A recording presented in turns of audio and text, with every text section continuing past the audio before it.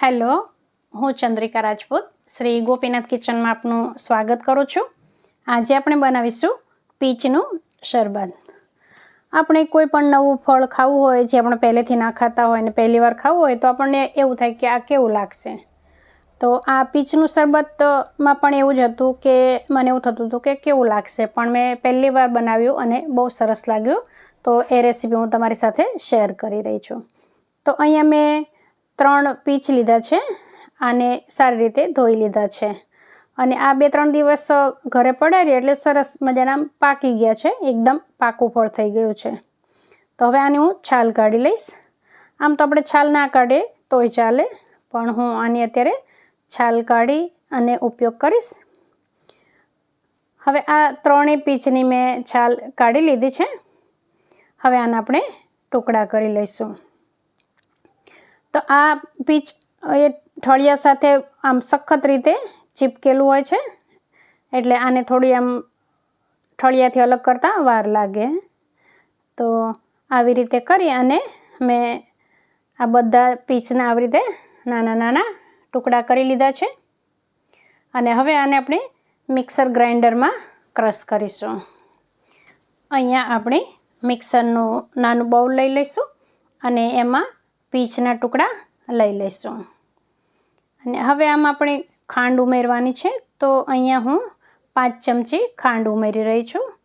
ખાંડને બદલે તમે સાકરનો પણ ઉપયોગ કરી શકો છો, જે આપણા હેલ્થ માટે ખાંડ કરતાં સારી. તો અહીંયા આ પીચનો પલ્પ તૈયાર થઈ ગયો છે. બસ હવે તો આમાં ઠંડુ પાણી ઉમેરવાનું છે. તો આપણે જેટલા ગ્લાસ શરબત બનાવવું હોય, 2 કે 3 કે 4, એવી રીતે આપણે પાણી ઉમેરી દેવાનું. મારે અહીંયા 3 ગ્લાસ શરબત બનાવવું છે એટલે મેં 3 ગ્લાસ પાણી ઉમેરી દીધું છે. હવે જો તમને જરૂર લાગે તો આને ગાળી લેવાનું, નહીંતર જરૂર નથી, નાના ટુકડા અમુક રહ્યા હશે તો એ પણ પીવામાં આપણે આ શરબત પીશું ત્યારે એ આવશે, ખાવામાં તો ગમશે આપણને.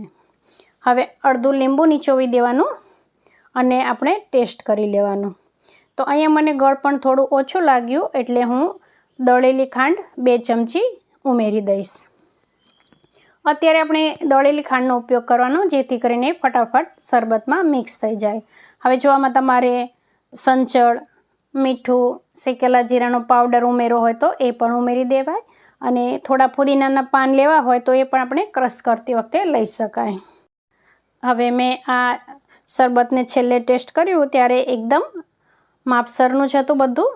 તો હવે આને આપણે સર્વ કરીશું. તો કાચના ગ્લાસમાં આઈસ ક્યુબ લઈ અને 3 ગ્લાસ આપણે શરબતથી ભરી દઈશું. તો જો તમે પણ ક્યારેય આ પીચનું શરબત ના બનાવ્યું હોય તો એક વખત જરૂરથી ટ્રાય કરજો. આમાં કોઈ જ મહેનત નથી, કોઈ ઝંઝટ નથી. આ શરબત આમ તો 2 રીતે બનાવાય. એક આવી રીતે આ પીચ કાચું હોય એવી રીતે જ બનાવવાનું, અને બીજું આ પીચને ખાંડમાં ગેસ ઉપર રાખીને થોડું કૂક થવા દેવાનું હોય છે. એનું જામ જેવું બનાવવાનું હોય છે, એવી રીતે પણ બનાવી શકાય. તો અત્યારે મેં આવી રીતે આ શરબતની રેસીપી તમારી સાથે શેર કરી છે. ફરી ક્યારેક બીજી રીતે પણ હું આ રેસીપી શેર કરીશ. તો જો તમને મારી આ પીચના શરબતની રેસીપી ગમી હોય તો વિડીયોને લાઇક કરજો, ફ્રેન્ડ્સ અને ફેમિલી સાથે શેર કરજો, જેથી કરીને એ પણ આ પીચનું શરબત બનાવી શકે. અને ચેનલ પર નવા હોય તો સબસ્ક્રાઈબ કરવાનું ભૂલતા નહીં. ફરી મળીશું આપણે એક નવી રેસીપી સાથે. ત્યાં સુધી આવજો.